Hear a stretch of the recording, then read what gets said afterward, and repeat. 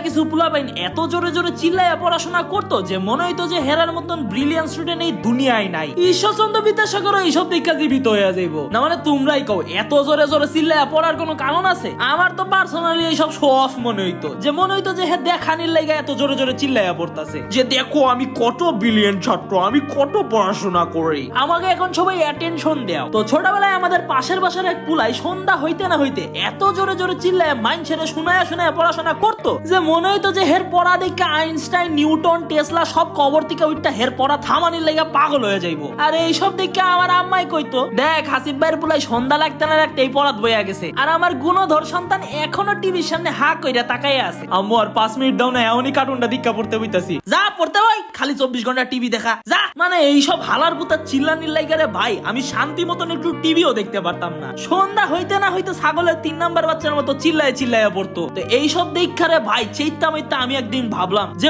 বহুত হইছে, আজকে আমিও চিল্লাইয়া পড়বো, দেখি কার গলায় কত জোর। তো পরের দিন সন্ধ্যা হইতে না হইতে হে যখন চিল্লাইয়া পড়া শুরু করলো তখন আমিও গরম পানি খাইয়া রেডি আসলাম যে আজকে আমিও ফাড়ামু। গরু চাইডে বা, গরু দুইডো কান, গরুর একটালে।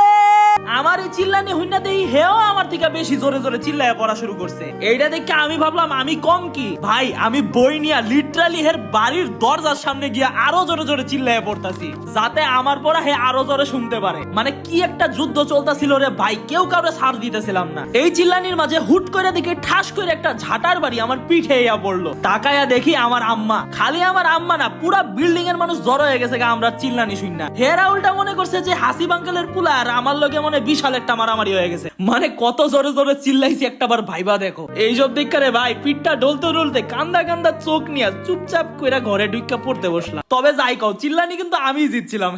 তোমরাও যদি আমার মতন ছোটবেলায় এরকম চিল্লানির ব্যাটেল কইরা থাকো তাইলে রে ভাই আমারে কমেন্টে জানাও, আর এরকম ভিডিওর জন্য ফলো মারো।